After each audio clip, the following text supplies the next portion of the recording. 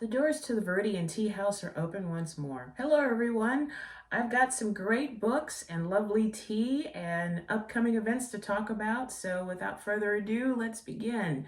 Just give you a heads up again that Wednesdays I am a vendor at the Wheat Ridge Farmers Market. That's at the Co-op and the Butcher Shop in Wheat Ridge, Colorado. It's every Wednesday from 5 p.m. to 8 p.m. Normally the vendors start packing up around 7:45. Some do stay until about 7:50, but yeah, around 7:45, 7:50, that's when the vendors start loading up. But it is every Wednesday from 5 to 8 at the Wheat Ridge Co-op. And let's see what else. Oh, and this Sunday, I will be a vendor at the Magic Makers Market event at Ant Life Space.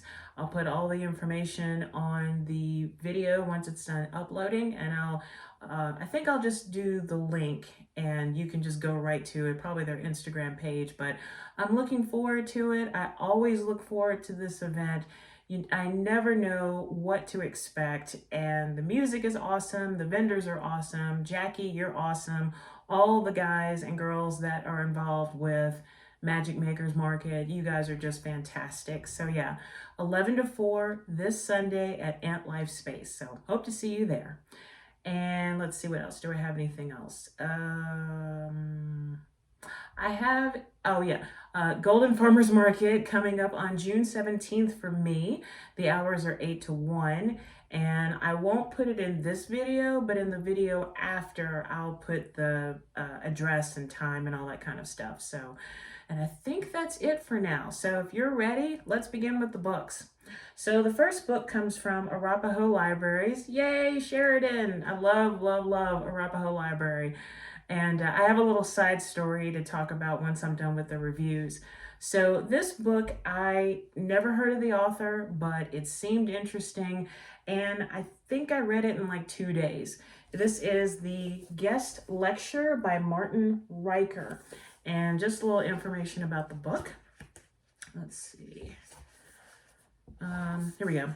In a hotel room in the middle of the night, Abby, a young feminist economist, lies awake next to her sleeping husband and daughter.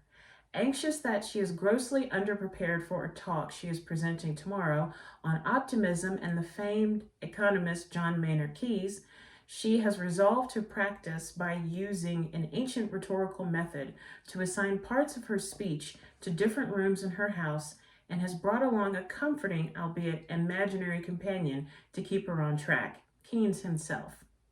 Yet, as she wanders with increasing alarm through the rooms of her unconsciousness, Abby finds herself straying from her prepared remarks on economic history, utopia, and Keynes' pragmatic optimism.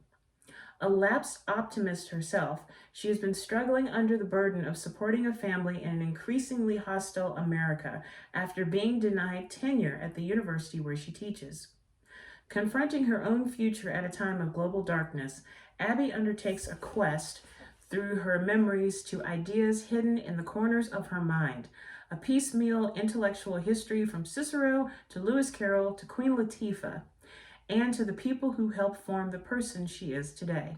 Over the course of one night, a battle wages in Abby's head between two types of imagination: the dark imagination of fear and obsession, and the positive imagination of possibility.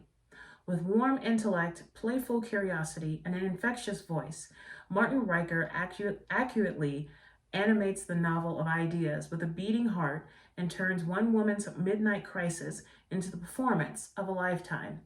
That's putting it mildly. I had to keep reminding myself this is taking place in one night, and she is staring at the ceiling in her hotel room while her daughter and her husband are fast asleep.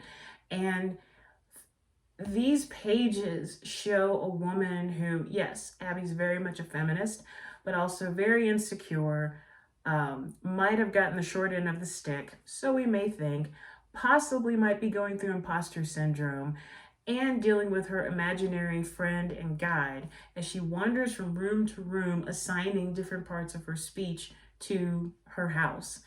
But overall, this kind of story reminds me of reading Kafka. For those of you who have not read Franz Kafka, that is one crazy cat man. You know, everybody talks about the Metamorphosis. Yes, I read it years ago. Okay, I got it. But his other stories, like if you ever find, it's a book called The Hunger Artist. It's a bunch of short stories, but it's all Kafka. You sit there scratching your head and you're like, I don't know what plane of existence I just walked into, but my God, this is amazing. This is very much dreams becoming reality, and how much of our external influence really external influence really does influence us. She talks about Trump. She talks about how this nation is divided. She talks about how she has no friends and no black friends, and how she was denied tenure and she thinks that everyone's against her, possibly, like I said, going through imposter syndrome or just insecurity. And all the while, she's supposed to be preparing for this speech that she may or may not really want to give, honestly. But overall, I found that every time I picked up the book, I delved into Abby's mind, and the writing is infectious. I mean, it just pulls you in. And, you know, yeah, it's a guy writing a woman, and it's like, oh, you know, can he really write a woman well? Yeah, he can. I mean, like for me, you know, I really enjoy writing male characters, but that's, you know, anyway. But Martin Riker just, I didn't hear a man writing a woman who's having this dream. I read about Abby, who really kind of needs to get a grip on her life. But just a little bit about the author. Let's see. Martin Riker is the co-founder and publisher of the feminist press Dorothy, a publishing project, and the author of Samuel Johnson's Eternal Return. He teaches in the English department at Washington University in St. Louis, and his criticism has appeared in the Wall Street Journal and the New York Times, among other publications. So Dorothy, for those of you who are not familiar with the publishing project, they will publish 2 books a year. I think that's right. And actually, I think I've got one of their books. It was a collection of short stories by Leonora Carrington, one of my all-time favorite authors. But yeah, go check out Dorothy, a publishing project. They do have an Instagram account. I want to say they might have a Facebook account. They definitely have a website. But yes, I love what they do. I love their angle.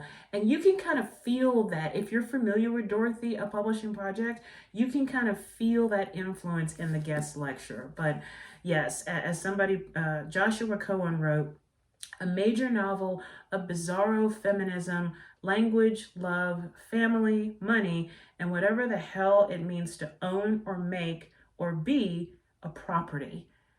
That's kind of succinct, but yeah, this was a crazy Kafka-esque trip through this woman's mind and the house and her imaginary guide and all of her fears and insecurities. But overall, had some funny moments.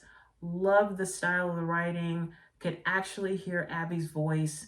And this was a nice, pleasant surprise at checking it out at Arapahoe. So the guest lecture by Martin Riker receives Viridian Tea House's 4 pots of tea. And very much enjoyed it. And I will definitely be looking to see if he's going to be writing any more books, because I like his voice. I really do. So thank you very much. So the next book, let's see, I have to get this right here.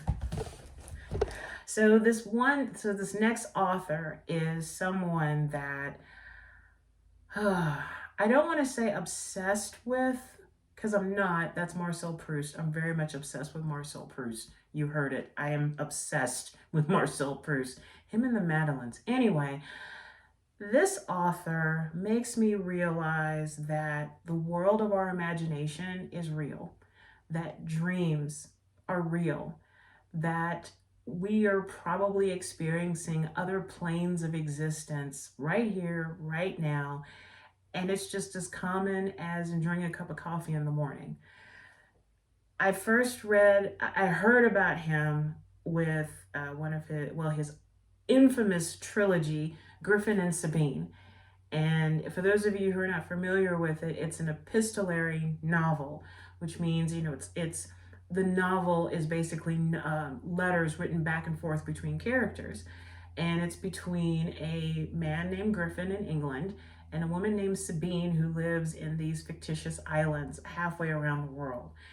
And through these books, the trilogy and then the other three books, I've never read a love story like Griffin and Sabine before. Never. And I recently reread those books about a month or so ago, and I found myself falling under that spell again. I envy this man's talent, and not only is he one hell of a storyteller, but he's one hell of an artist too. He does have a store on Etsy with all of his mixed collage media work, and some pieces I just drool over because it looks like they're tickets and maps to other worlds and other lands that have yet to be explored. So anyway, who am I talking about? Nick Bantock. And actually some of my favorite books in my personal library, The Museum at Purgatory. Sorry about the glare. If you've not read this, I highly recommend you read it, because when you finish, you will be thinking, there really is a museum in Purgatory. No, there really is. And he's providing a insider view of this museum. And also another one of my favorite books by him, The Venetian's Wife. And it is a strangely sensual tale of a Renaissance explorer, a computer, and a metamorphosis. But these two books are not the ones that I'm going to review. It's actually Windflower, a novel. I had wanted to read this book for so long, and I actually saw a copy of it once, and I said, no, I don't really need this right now. I'll just wait. And I regret that, because when I went back to the bookstore, they didn't have it, of course. But thankfully, much thanks to Denver Public Library, I'm very happy to be one of your volunteers at book sales, by the way. I was able to get a copy of Windflower and devoured it in like a day and a half. This is very much an adult fairy tale, a cautionary tale. You open up the book and all of these spices and teas and flowers that you've never heard of just come right at you, and you're transported into this world. So let me read the dust jacket for you. With the same delight and drama that made his Griffin and Sabine novels such phenomenal bestsellers, artist and author Nick Bantock presents the unforgettable story of one woman's journey of self-discovery. Anna, a striking young dancer, is promised in marriage to a man she doesn't love. No one understands her reluctance to wed. After all, isn't Marco a fine man? Won't the union of these two families benefit her people, the Capelan? And yet only Anna and her grandfather see that the marriage will do her tribe more harm than good. Anna has no choice but to flee on the eve of her wedding. She heads to the exotic port of Serona, loves Serona, not only in search of the elusive Felix Boulerias, a man reputed to have the answers she seeks, but also in search of herself. Along the way, the attentions of four unusual, that's putting it lightly, unusual men threaten to lure Anna in directions that she could never have fathomed, and lead her down a path of sensuality and understanding beyond any she ever imagined. And just a little bit about the author. Nick Bantock is the author of the Griffin and Sabine novels, which have sold over 3 million copies and spent 100 weeks on the New York Times bestseller list. His numerous books include his visual autobiography, The Artful Dodger. Born in England, Nick Bantock now makes his home in Vancouver, British Columbia. So, yeah, this is a gorgeous, sensual, exotic, spice-filled novel that makes you believe in the Capelan and what was the name of the port, Serona, and the four unusual men. When I figured out what they stood for and what they really were, I was like, oh, Well, that kind of explains it. Okay, I like this. This is nice. But this makes me believe in other worlds, and when the gods and goddesses walked among humans, which honestly some people think that they still do. But that's a whole other video, which I'm more than happy to record. But I devoured this book just like I devour all of his other works, because this is a great way to travel for free. As soon as I opened up the book and started reading, I was just drawn into the story. I was drawn into Anna's transformation and the evolving of her spirit and her soul, and finding the answers that she's been seeking, I hate to say it, all along within her. But it took her going through all the trials and tribulations to get to where she is now. And she's much better for it. But yes, I hated for the book to end. And at one point, I will admit, I did get a little frustrated. And now that I'm thinking about it, I'm like, I don't really know why. But then as I kept reading the story and saying, okay, you're almost done, I thought, oh, wait, now I remember. The fact that the four men seduced Anna, and I couldn't fathom that. I was like, really, all four of these men are going to seduce her? But then when the eventual truth was revealed, it's like, oh, well, this had to happen because of what you find out later. But anyway, if you have not read the Griffin and Sabine books, I highly recommend starting with those just to kind of get the feel of Nick Bantock. If you have read the books and you're looking to just bite down on any other thing that he's written, you cannot go wrong with Windflower, a novel. This was a lovely journey. It really was. So it receives 4 pots of exotic, take me far away pots of tea from Viridian Tea House, as I drop my card. Anyway, thank you so much. Thank you. Thank you. So now we're going to get to the tea portion, which is one of my teas today. And this is Retail Workers Tea Blend. And the ingredients are green tea, lemongrass, lemon peel, and blueberry. And just a note, for those of you who purchase from my store or you're interested in purchasing from my Etsy store, all of my black tea blends are made with Assam, and all my green tea blends are made with sencha. Sencha is a Japanese green tea. I like the taste of it because it's kind of like vegetal, seaweedy, kind of coastal kind of taste to it. But I find that it, like with the Assam, it works really well with the ingredients that I use for the different tea blends. Now, the story behind Retail Workers Tea Blend, because I have a story with all of my teas, is many years ago, I used to work in various bookstores back in Memphis, Tennessee. I worked for Borders, Brentano's. Remember Brentano's, when they were all in the mall and you walked in and it was kind of fancy, and had the nice music?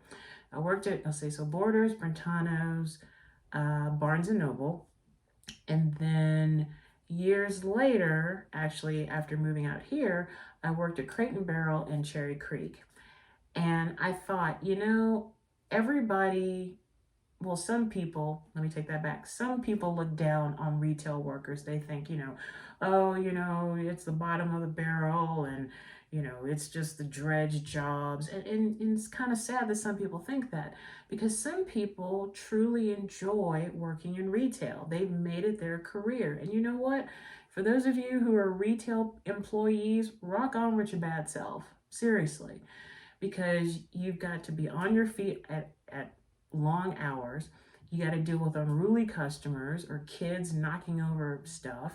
You get a plethora of questions, and it's usually the same question asked 5 different ways. And yet, like when I worked at the bookstores and when I worked at Crate and Barrel, I found camaraderie. I made some wonderful friends. And like with Crate and Barrel, some of those people that I met and worked with, I'm still friends with them now, and good people.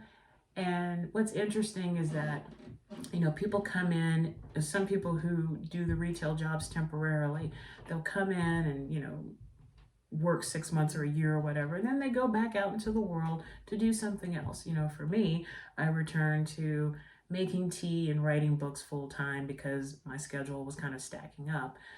But I just want to say again to all of you who are managers, who are part timers, full timers, you know, back of house, front of house, whatever, if you work in retail, I raise my cup to you.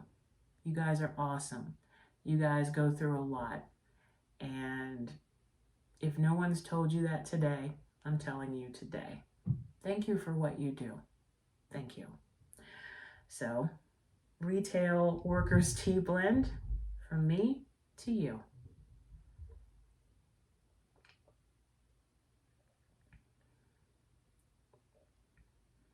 And immediately I get the lemon peel, the lemongrass, and the green tea. The blueberry, not so much, but as it gets cooler, the blueberry might come up and the lemon peel and the lemongrass may go down a little bit. But this is a nice way to take a tea break. That's quite good. That is very good. So that's all I have for today. And oh yes, one more thing I forgot.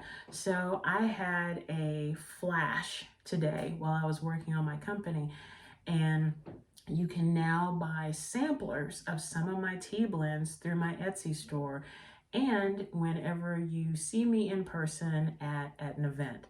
Right now I have about 26, 28 bags of samplers. And if you go to my Etsy store, you'll see the current list of samplers that I have. So like I said, you can order them through Etsy, or if you're coming to a farmer's market or the Magic Makers Market or any event that I talk about that I'm going to be a vendor at, I'll have sampler bags. It's for those people who they want to try my tea, but they don't want to buy the full bag. The sampler bags are between 1 to 3 cups of tea, and the price is like $2.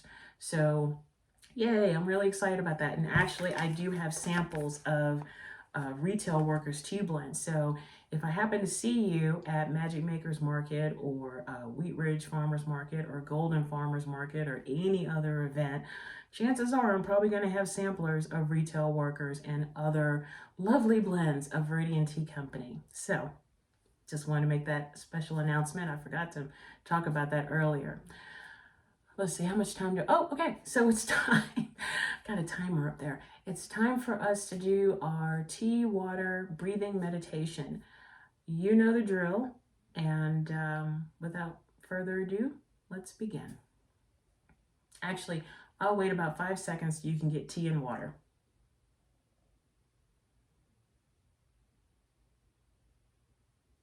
You got it? Okay. Let's meditate.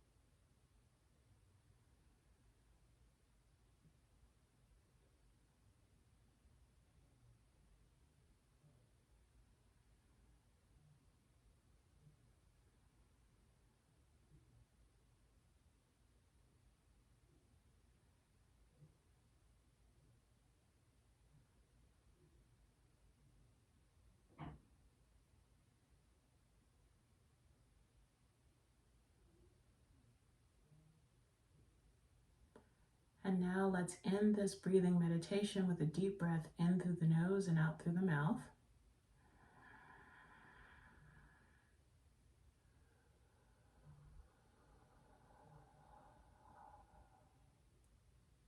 Slowly open your eyes or allow your eyes to come back into focus and enjoy a sip of your tea or water.